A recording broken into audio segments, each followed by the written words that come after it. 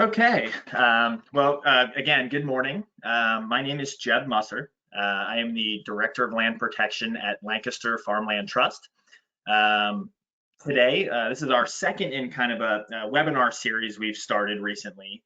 If you joined us last week, we covered land use policy in Lancaster County, as well as what Lancaster Farmland Trust approach has been as when it comes to deciding which farms are ideal to preserve. We looked at our scoring system and how we apply certain land use criteria to farms to really kind of decide what's the cream of the crop to preserve. So today we're going to kind of go beyond preservation, the initial preservation at least, and discuss how our job changes once a farm is preserved.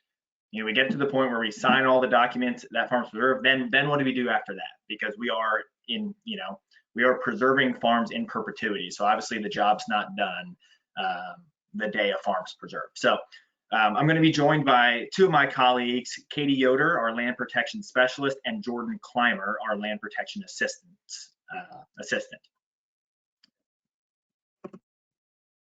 So kind of want to set a little bit of background for everybody. I think a lot of you probably are familiar with what we do, and you understand that we preserve farms and steward the land in Lancaster County, but maybe setting a little bit of a background of how we're actually doing that. So when we preserve a farm, what we're doing is we are placing what's called a conservation easement on a piece of property. So like other easements you may have heard of, whether it be an easement for a power line or an easement for a driveway, maybe for your neighbor, or a trail easement.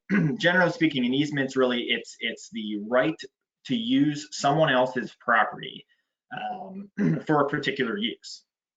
So a conservation easement is the right to use somebody else's property to achieve conservation work, or in our case, preservation work. So this is kind of the long definition straight from the Land Trust Alliance website. So a conservation easement is a voluntary legal agreement between a landowner and a land trust or government agency that permanently limits use of the land in order to protect its conservation values.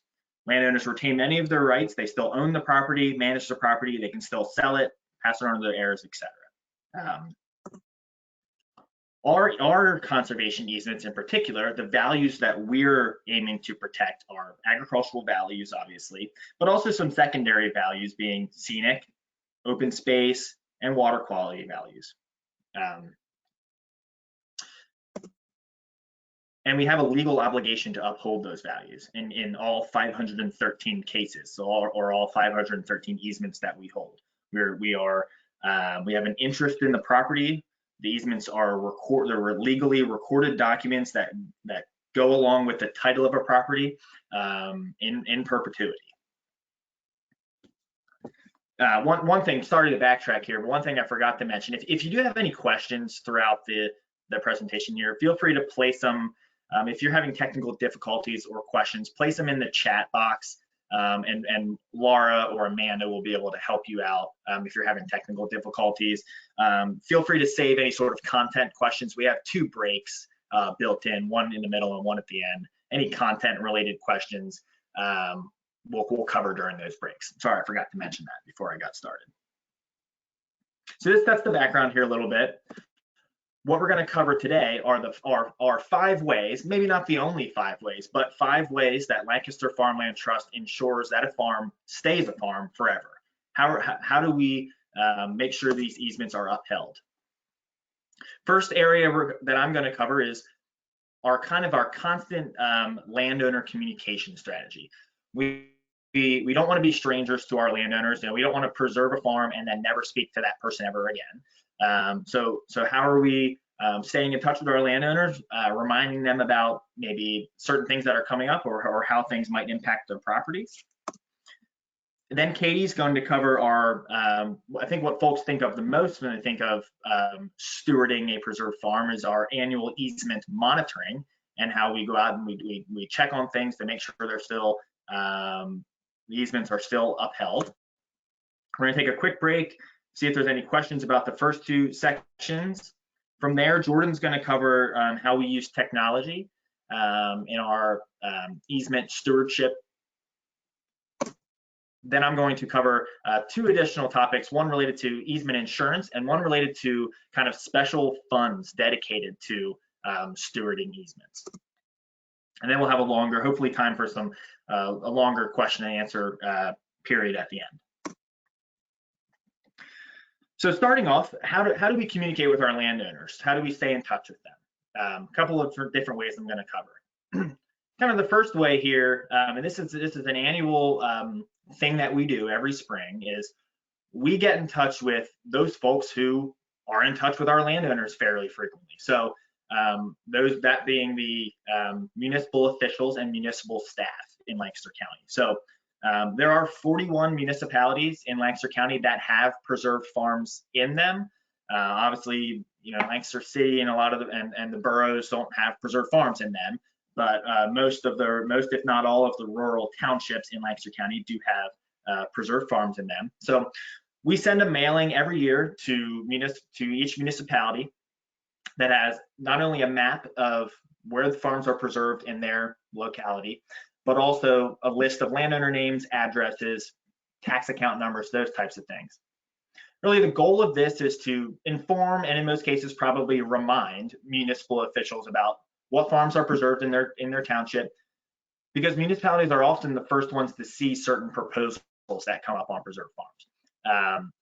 Whether it be at a planning commission meeting or a zoning hearing board, or even just a call into municipal staff, if they can have this map nearby and say, oh, that farm's preserved, I should check in with Lancaster Farmland Trust or Lancaster County, if it's a preserved farm through Lancaster County, and just make sure that Lancaster Farmland Trust is aware of this project, one, and it's permitted in the terms of the easement that protects those properties.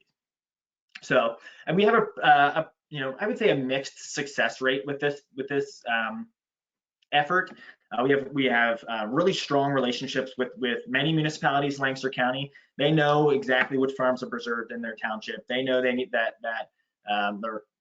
they need to involve us in the conversation. And then there's just some other municipalities where it's not that we don't have a strong relationship with them. It's just a lot of these rural municipalities maybe have one part-time staff person, and there's maybe just not the communication's just not as regular there. Another area where we're working with our landowners as far as communication goes are when a farm is transferring ownership. So this is really a critical time for us to be communicating with not only the old landowner, but the new landowner. So as I mentioned before, regardless if a farm transfers ownership, it's still preserved, runs with the title of the property. So whether it be private sale or whether it be a farm auction, we try to work with attorneys, tax preparers, realtors, whoever it may be, to make sure that we're involved in that conversation. Obviously, our goal is to meet with the new landowner, explain what it means to own a preserved farm, what it means to own that particular farm specifically, because restrictions can differ from farm to farm. Kind of a technical note, there is actually a requirement in all of our easements that there needs to be a reference to the easement itself embedded within the language to the deed that's being transferred. So this doesn't necessarily, unfortunately, it doesn't necessarily always happen. There's a lot of transfer of land in Lancaster County that might go from parents to children or brother to brother, where it's really kind of more behind the scenes. And in some of those cases, it doesn't happen. But our goal of this is to meet with the new landowners. We want them to understand what it means to own a preserved farm, and what they maybe can and can't do. Because that's obviously they're going to be investing a lot of money into purchasing a farm. So what we certainly don't want to do is have somebody buy a farm that they didn't realize was preserved, and then they can't do what they wanted to do with the property, and then that's kind of a sour relationship from the beginning. I think we have a pretty, I would say maybe even greater than moderate success rate here. Our staff attends pretty much every farm auction if it's a Lancaster Farmland Trust preserved farm. We're we've been in operation for 32 years, so a lot of folks working with farm sales and attorneys in Lancaster County are familiar with us. They know to contact us. So it's getting, as time goes on, this is getting more successful, I'd say. Kind of a third way that we are communicating with our landowners are really, I call them hot topic kind of mailings. So these happen more of on an as needed basis. A lot of times they're based on current trends in land use, maybe current infrastructure projects that we've been seeing a lot of. Could be based off of maybe some case law that came out of a court case on the other side of the country, but may impact farmland in Lancaster County. I can think of one we just did last year. There had been a fair amount of solar development companies kind of poking around in Lancaster County, interested in siting solar panels. Obviously farms, a lot of flat land, a lot of open space land could be potentially ideal for solar panels. So we sent out a mailing saying, hey, if you're approached by a solar developer, just make sure you give us a call first. We want to have a conversation about how that might be impacted by your easement. And our landowners are also looped into our fundraising communications. They don't necessarily get all of our communications that maybe a typical supporter of Lancaster Farmland Trust would get, but they are tied into certain pieces. They get our annual highlights, or they get our highlights piece. They get our annual report talking about what we did in the previous year. They do get a dedicated farmer appeal, and they get invited to some of our annual events as well. And obviously, just keep in mind that landowners and donors, those aren't always mutually exclusive things. We have plenty of landowners who are donors to the trust as well. And then kind of the most important one, and one that really is the most effective, is when landowners contact us. And through all of those other communication efforts, it's pretty rare that a landowner isn't aware that their farm, forgets that their farm is preserved, basically. So a lot of folks know that if I'm planning a pretty large project, a new house, maybe putting on a sideline business, putting up some big buildings, or I'm thinking about subdividing my property, I probably need to give Lancaster Farmland Trust a call, have a conversation with them, see if that's permitted and maybe what the parameters are on that particular use. So these take really the most time, I'd say, from us. A lot of times they involve pretty kind of in-depth staff review of the project to make sure it's consistent with the terms in the easement. Occasionally our board will have to review some higher level things and make decisions on that, but ultimately this makes everybody's life a lot easier. The last thing we want to happen is for a subdivision plan or a new house to get finalized, and then we don't realize it until we go out and do the monitoring visit. The house is already built, and then that becomes kind of a sticky situation where everybody's not really happy. So that's kind of our regular communication strategy. What I'm going to do now, I'll pass it over to Katie. So bear with me a second. I'll pass it over to Katie, and she's going to cover monitoring and that approach.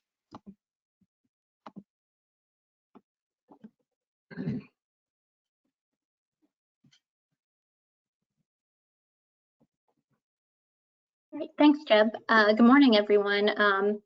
My name's Katie Yoder. Like Jeb mentioned, I'm the land protection specialist at the trust, and one of my roles there deals with the monitoring. I'm sure many of you are aware of our process and what monitoring is and why we do it, but I'm hopeful you'll get a few key takeaways from this section here. Monitoring is the annual inspection of the property that's protected by the conservation easement. The easements and associated baseline reports of a property are meant to protect a property's conservation values in perpetuity. And those two documents are pretty important to review before going out and completing a monitoring visit. Not all of our conservation easement documents are the same. They can vary from property to property. And the baseline reports are essentially a snapshot of the property at the time of preservation. It contains a lot of the information that we compiled throughout the process of preserving that property. It includes a lot of descriptive information as well as photos and maps. So it's a good way to kind of compare and document changes that have occurred over the years. And our visits are most commonly completed by conducting an in-person visit. They usually take about half an hour, and we walk the protected property boundary as best we can, and just try and get an inventory of kind of what's occurring there. And it is extremely helpful when we're able to meet with the landowner and kind of discuss their operation and any changes. It really depends on the time of year. If we can meet with the landowner, sometimes they're busy and we can't catch them. So it's not uncommon for us to complete a visit without the landowner present. In some cases, the monitoring can be accomplished through viewing the property by car or even aerial photography. Most common cases when we can view the property by car is a property that might not be heavily improved, or even a bare land tract that's mostly made up of cropland with significant road frontage. So it's easily visible from the road. An additional benefit of monitoring our properties annually through an in-person visit is the relationship that we can build with our landowners, and just making them aware that we can be a resource for them in their operation.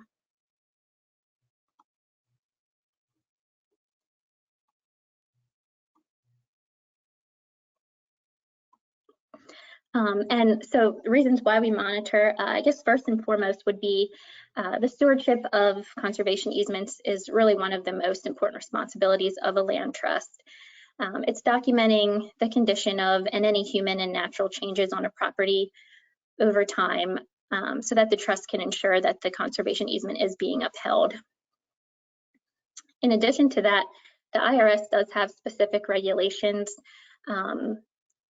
for an organization to be an eligible conservation easement donee. And I have those listed there. Being a qualified organization, having a commitment to protect the conservation purposes, and also having the resources to enforce those restrictions. So monitoring plays a key role in those areas. And then in addition to that, the trust is an accredited land trust through the Land Trust Alliance. The Land Trust Alliance is a national land conservation organization that represents over 1,000 member land trusts.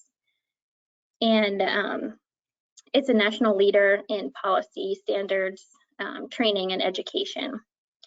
So being an accredited land trust is a mark of distinction. There's a lot that goes into to becoming accredited, and it is a voluntary program.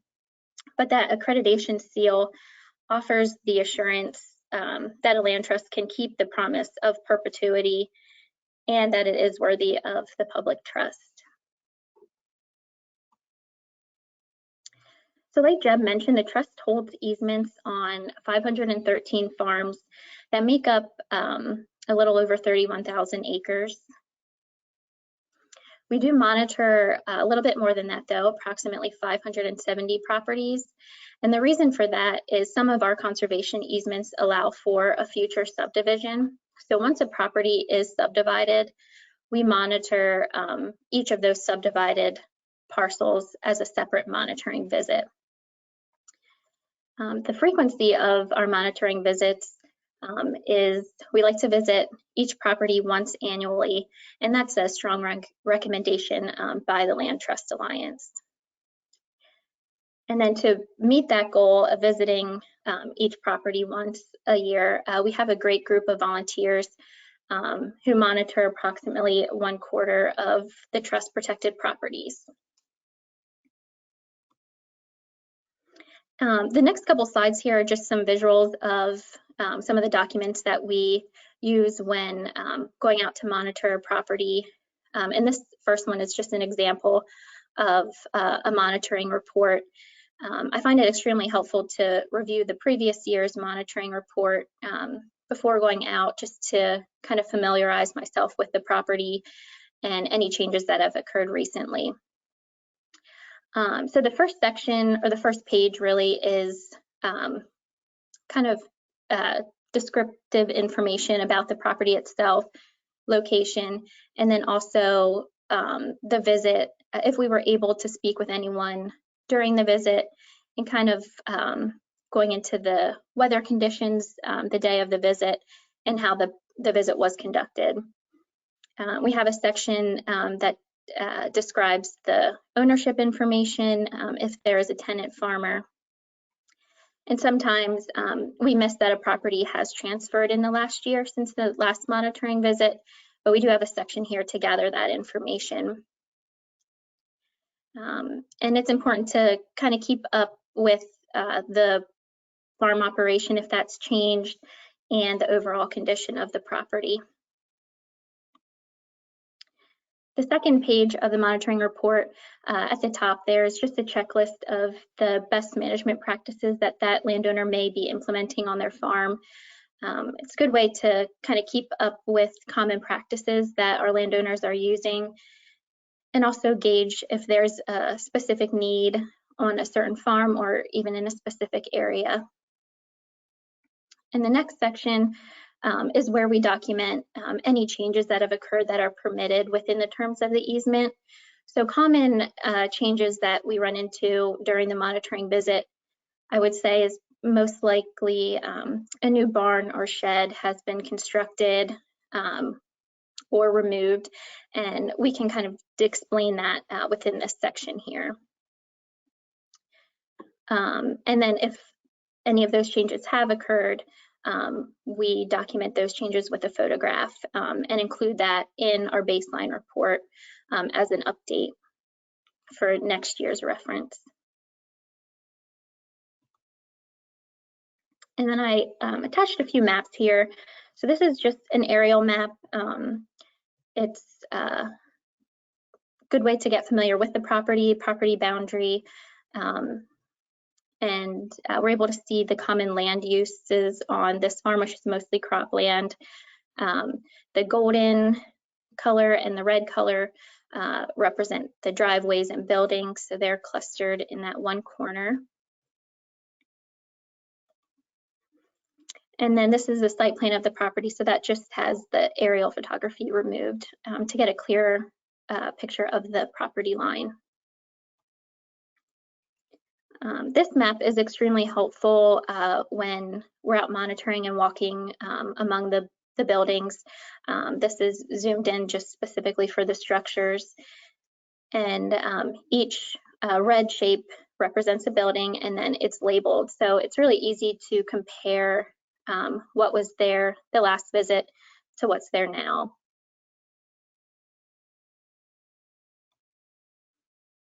And the next two maps are directional map of photos. So this is primarily for the structures. Each arrow has a number, and that number corresponds to a photo within our photo album, which I'll pull up in a minute. And so if you're looking and you want to see what a specific structure looks like, you can go to the photo album and pull up photo number 5 and know the direction of and where that photo was taken. And then we do the same thing with the property boundary. So each of the numbers on here that are located by an arrow correspond with a photo within the photo album. So I'm just going to pull up the photo album.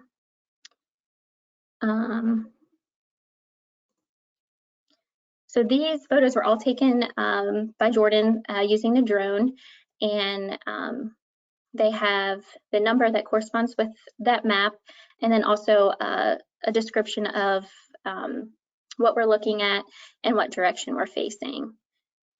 So we have a good idea of all of the structures that are existing there now, and if any updates, we just add those to the back of the photo album. But I'll scroll down so you can see the property boundary photos. So again, same thing. It has the direction of the photo was taken and brief description.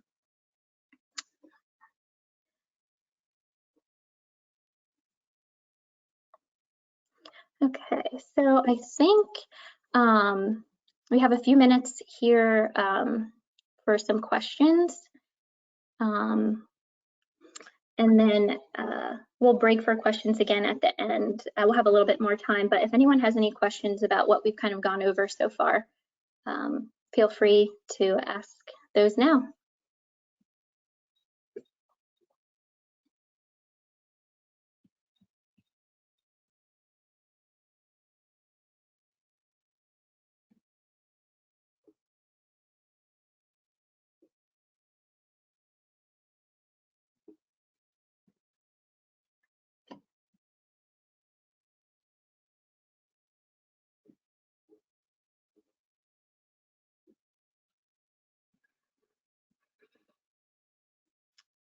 Just to make sure everyone can, do I need to unmute everybody or? If folks want to just post their questions in the chat, if you have any now, and then Laura and Amanda can flag us if there are any that pop up. At the end, we'll like you said, we'll save kind of the more questions for that. Anything that was really pressing for now, but for sake of time, I think we should just move forward here. Okay, yep, I'll pass it. I think Jordan's next to talk about the technology.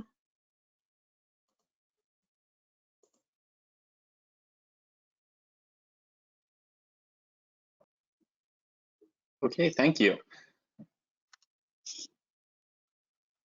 All right, so my name is Jorden Climber, and I'm going to talk about the technology we use for monitoring, as well as making our baselines.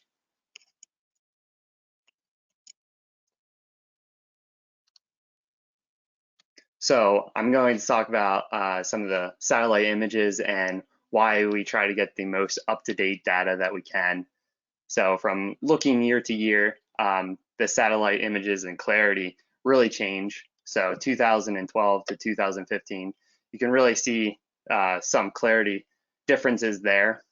But as simple as 1 year, 2015 to 2016, you can really see the difference in clarity. You know, when technology changes, it also changes in resolution when you're looking at your images. You can see buildings better, and you can see the landscape a little bit better, as well as even some trees and any detail things you need when you're zooming in.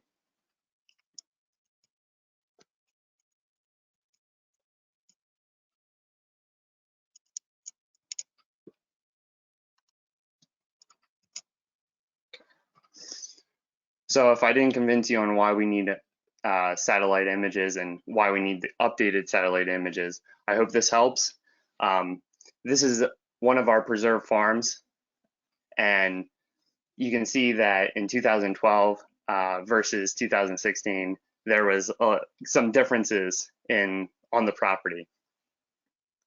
Highlighted in the red box is where they put a new building in. So there's new construction done on the property.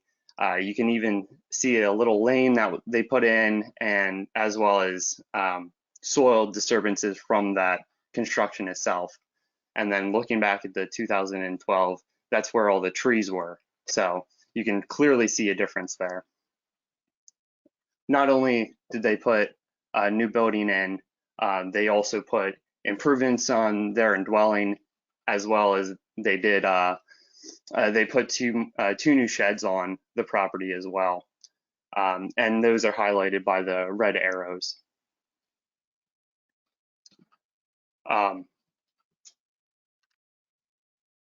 And when you're looking at properties from year to year, you can see that they really do change from their operation to new landowners coming in.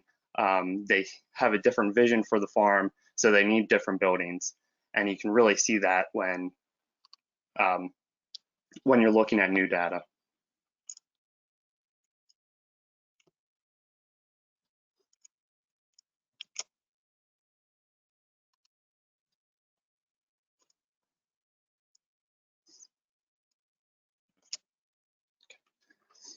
So one of the great technology pieces that we have is the drone, and this is a great way to make really updated aerial images of newly preserved farms. So when a farm is getting preserved, we'll go out to the farm and we'll fly the drone around, and we make a map like this where it goes to a waypoint, and along that they travel along a transect, and they will take pictures of the ground, and it'll take hundreds of pictures so that we can bring it back to the office and put it in our program and make a really high quality map. And that's what you see in those pictures is the transect highlighted in the green along the property. It uses the GPS based thing so it can recorrect itself and stay on those lines and get the best images that it can. And you know, the quality of the map is really great. And this is one of our preserve farms that we made a map with our drone, and you can see when you're zooming in, and I pulled out one of our where I parked the trust car, and you can it's highlighted in the red circle there. You can zoom in, and it's really clear. It's a really clear image of the trust car. So it's high quality and it's good resolution. So when we're looking at the buildings, we can really tell what's out there and what some of these buildings are. And it really helps when we're making our buildings map, which Katie brought up earlier.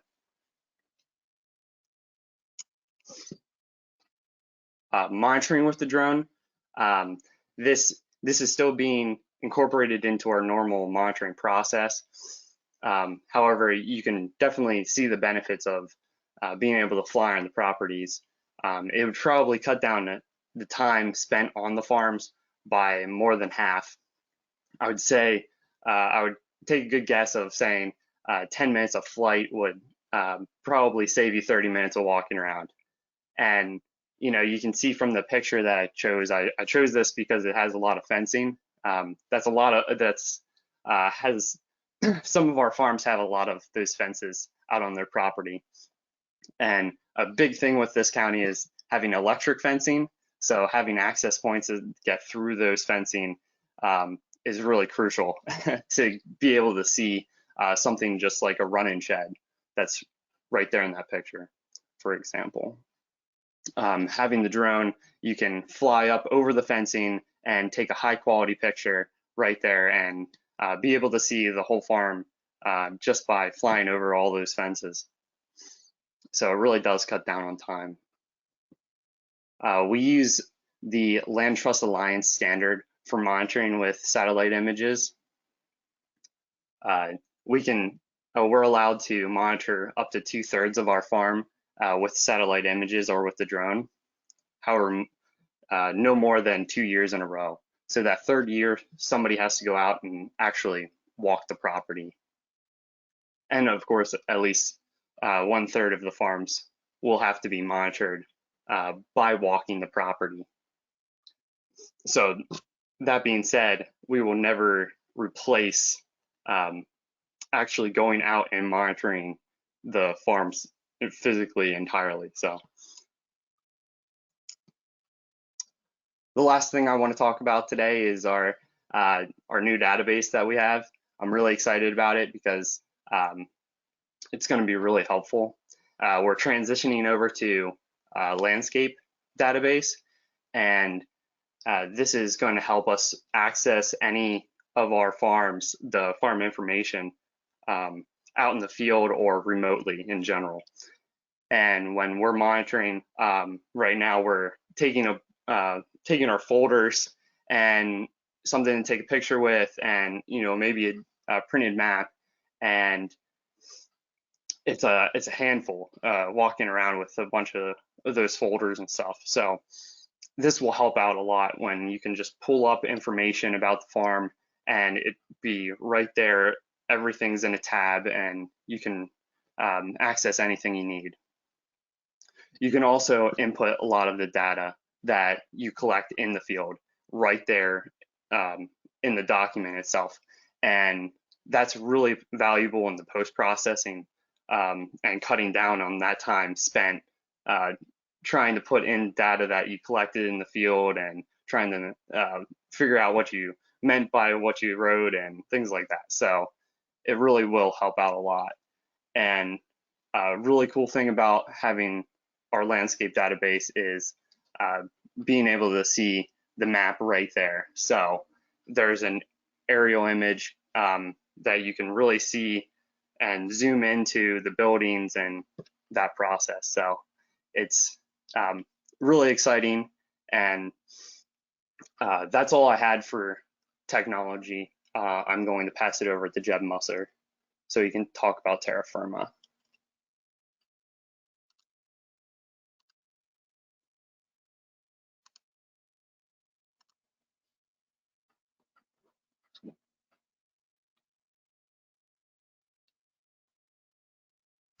Okay, thanks, Jorden. I know the drone's always a very, very interesting topic. And I see we have a few questions in the chat about it, which we'll cover here at the end. So, the fourth way that we have here that we ensure that a farm stays a farm forever is an insurance policy that we have for conservation easements. So Terra Firma is a risk retention group. So you can see here that the term Terra Firma literally means firm land in Latin. It is an easement insurance program, which was created by the Land Trust Alliance some years ago. It's really a charitable risk pool that's owned by participating land trusts, available for all land trusts who hold conservation easements or who own land in fee. So as I mentioned in the beginning of the presentation, not all land trusts are acquiring easements on properties. Some land trusts, some of you may be familiar with Lancaster Conservancy or Natural Lands or some other of these land trusts that they may actually own some properties and manage them for any particular use. So the only property that Lancaster Farmland Trust at least owns at this point in time is the small half-acre lot that our office building sits on in Strasburg. Not to say we won't own property at some point in the future. We just have easements for now, though. So, but it's available for all land trusts. It insures members with legal costs associated with defending conservation easements. And kind of a really nice added benefit of Terra Firma is because there are so many land trusts participating in it, and it has the backing of the land trust community, that ultimately it's helping promote favorable case law that might not necessarily be the case if this didn't exist. So Lancaster Farmland Trust's policy. So we have all of our properties are enrolled. So all 513 easements are enrolled in Terra Firma. We have annually $500,000 coverage for each claim, and up to $1 million aggregate for all claims in that given policy year. So historically, we've only ever had one full-blown claim that we've had to take it to the full claim status, but we have had 7 of what we call placeholder claims. So that's a nice, really an added benefit of this insurance policy is gives us the ability to put properties in this placeholder claim status. So really what this is if Katie's out monitoring or Jordan's out monitoring, or we do a search at the recorder of deeds office and we see something that may be concerning to us, that we think there could potentially be a violation of an easement, but we don't know for sure. Maybe we have to do a little bit more investigating. We have to contact our attorney. We have to talk to the landowner to see exactly what's going on. We can, in the meantime, place this placeholder claim with Terra Firma, just kind of putting them on notice, like, hey, this is what's going on here. We still need to look into it. We'll keep you posted on what we find, and if we feel we need to go into full-blown claim status. It's nice because it kind of holds our place. It opens up some communications with Terra Firma, and it's not a surprise to them if we ever would have to go to full claim status. So like I said, I've only had one full-blown claim over the years, 7 placeholder claims. What the really good benefit of Terra Firma is obviously legal costs, and really its genesis was because of this. Legal costs associated with defending conservation easements can be in the hundreds of thousands of dollars. So that can drain an organization's finances pretty quickly if we had a couple of those pretty large violations that we needed to work through. And when we have 513 easements in our portfolio and growing each year, it's good to have some kind of something to fall back on. And last, but certainly not the least important, and arguably the most important way that we are ensuring that farm stays a farm in perpetuity is the Amos Funk Land Stewardship Fund that the Lancaster Farmland Trust established some years ago.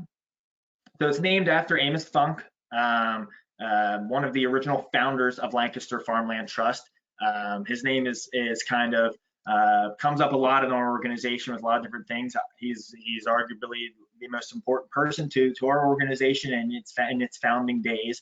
So he's a visionary for the organization. So his namesake is on this fund.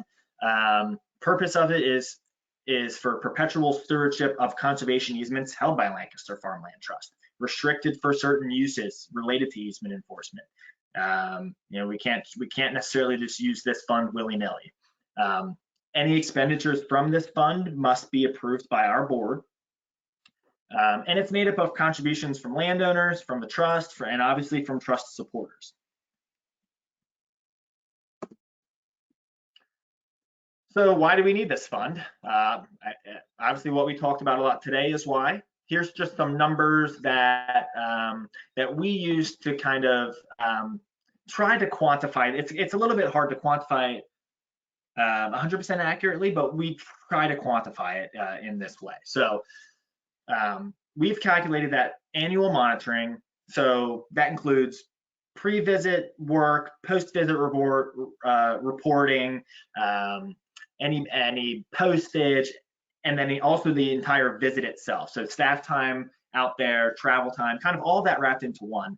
Calculate that to be about $234 per farm. So Katie mentioned we monitor around 570 properties annually. So you can see the $234 per farm, that can add up.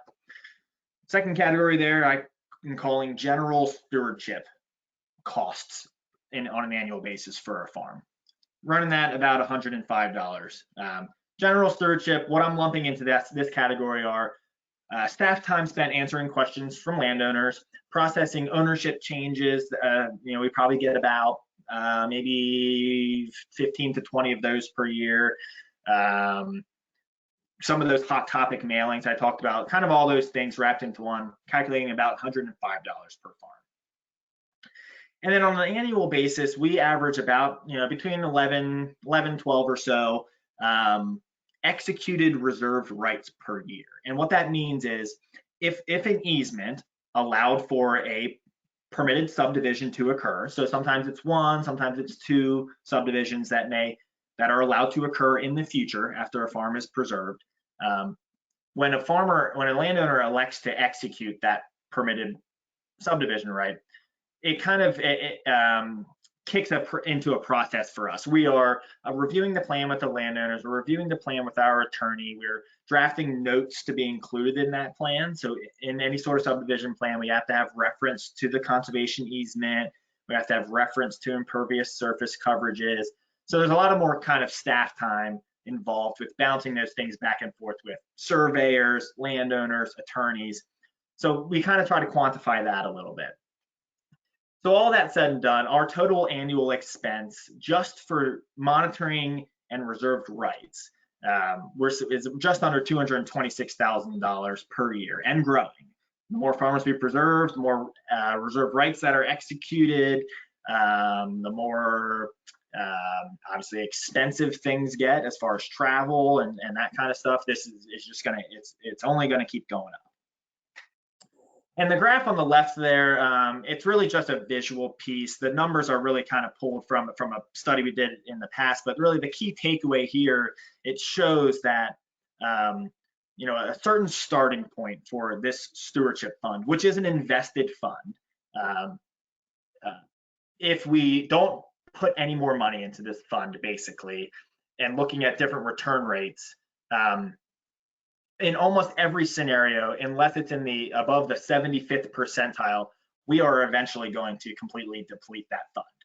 And when you are in the business of ensuring something is protected in perpetuity, the last thing you want to do is deplete your funds to be able to make sure that that happens. So that's really kind of the key takeaway there. Oops.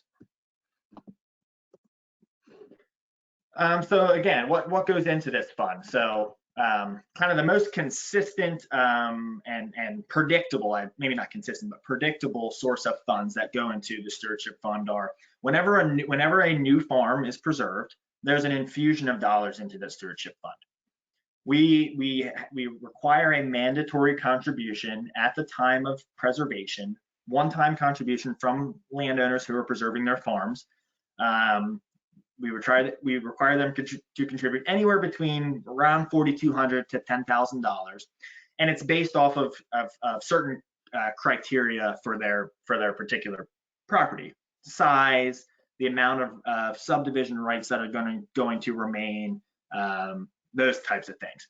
On average, it's about $7,000, I'd say, that we ask the landowner to contribute for that one-time payment.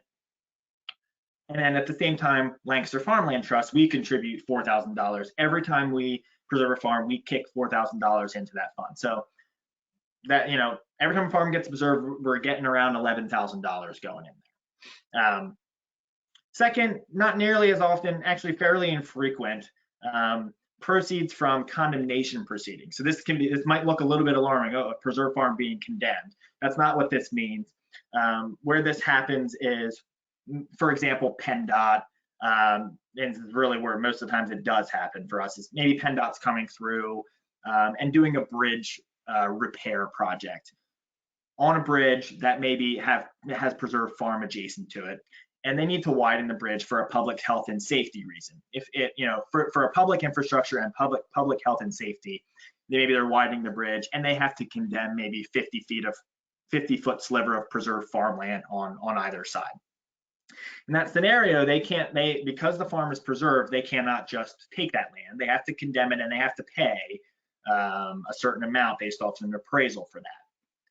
And obviously the landowner gets the large majority of that, but because we own an interest in the property in an easement, we then are we get a portion of those payments. It's usually a couple of $100s. Anyway, those types of things, those would go into the stewardship fund too. Obviously, donations, a big portion of those can go into the stewardship fund if a donor is wanting to donate to the perpetual stewardship of these farms. And then a big one for us these days are some special fundraising endeavors specifically for funding this stewardship fund. So maybe not so quiet these days, but the trust is underway with a capital campaign for $7.5 million, $3.5 million of which is the goal of which is to be dedicated solely for this stewardship fund. So that number was calculated, really that's a number that we believe needs to go in there in order to be in a good position in order to steward our easement portfolio, at least with what we have now. So we think we're a little short right now as far as what we have in the stewardship fund, and we really believe that $3.5 million is going to put us in a better position. So that'll be a good thing for making sure these farms stay preserved in perpetuity.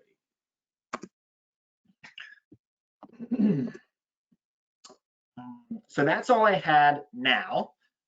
So we have about 10 minutes for questions. I have a few questions that are in the question panel here that came in throughout that I can go through and answer. One of which was from Gwen. I did post my answer in the chat, but I'm not sure if everyone can see that. She asked if if we use county GIS aerials or from another source. So for those of you who don't work in mapping or with county or GIS, which stands for Geographic Information Systems, Lancaster County government has actually a pretty robust GIS division. One of really the best in a county division in Pennsylvania, I would argue, have a wide variety of open data sources, are very responsive to questions from folks working in Lancaster County, and they provide, I think it's on a 5 or so year schedule, they provide aerial imagery to organizations to be able to use for their work. So historically, we've used Lancaster County's aerial imagery. It's really, really high quality stuff. But we have been supplementing that with our own drone imagery. We're of just our farms. We still use the county's aerial imagery for, for farms we haven't flown yet, and for farms maybe surrounding our farms. We're not necessarily flying areas that we don't have permission to fly in. So it's kind of what I answered to Gwen was it's kind of a mixed bag at this point. We're using both. The next question was from Larry Shirt. So Larry asked, are solar panels still considered impervious surface coverage? So that is kind of a yes and no question, I'd say. No, that's kind of a punt of an answer, but it kind of depends on how they're constructed. Typically, we're not going to allow 40 acres to be covered in solar panels, because whether that's impervious or not, one can make that argument, but it kind of flies in the face of the overall intent of the easement in preserving agricultural soils and preserving open space and scenic value. So I would say, Larry, to answer your question, yes, we would, maybe we wouldn't consider them impervious surface, but they likely wouldn't, large scale solar development likely would not be able to be permitted for a variety of reasons. I have a question from Dale Johnson. Dale asked, how do you think monitoring will play out this season with the coronavirus situation? So it's a great question. Obviously, we're kind of updating our process as we go. The trust did. We are not considered an essential life-sustaining organization.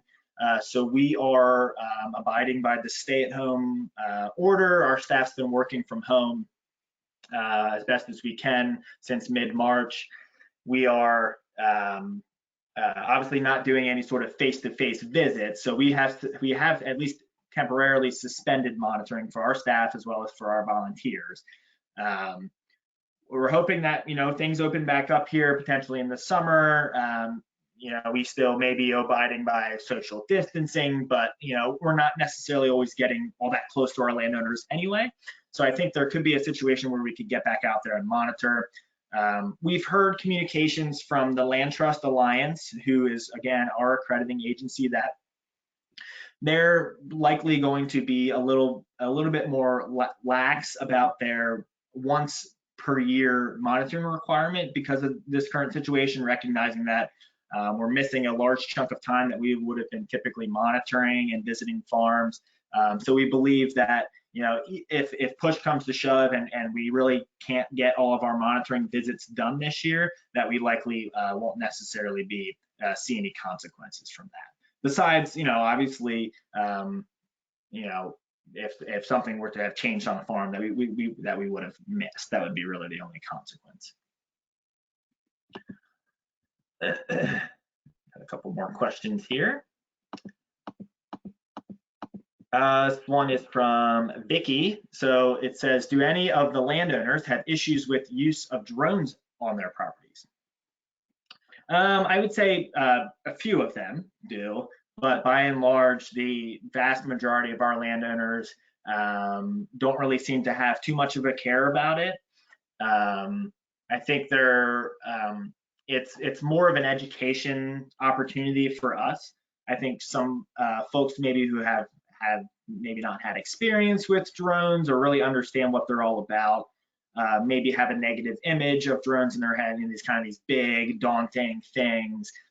But you know, we're even when we're flying the drone, we're still out there on the property. Maybe we're just not walking around. We're not just taking the drone off from our office and sitting in our desk and kicking back. And you know, we're still coming out there, and you know, we're saying hi. They see us there. We're not flying, you know, over properties that we don't have easements on. But you know, we've had a few folks who have expressed their concerns, and certainly we have just, you know, we're not going to fly if someone is adamantly against it. So we have other mechanisms to monitor the property in a kind of our old traditional way.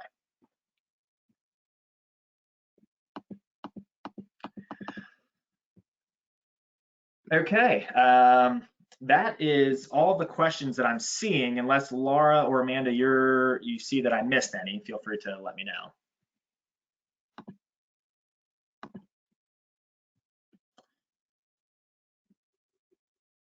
Okay, oh, let me see one here in the chat, potentially.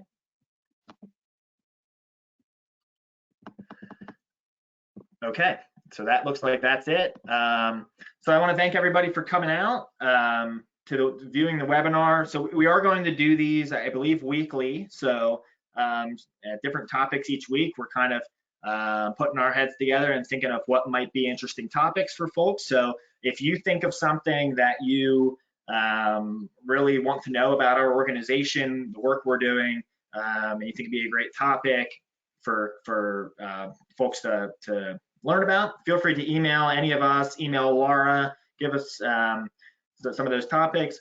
I have been told that this webinar, as well as the one from last week, they have been recorded. So they're going to be available at least on our YouTube channel, if not potentially on our website and other places too, but definitely on the YouTube channel for starters.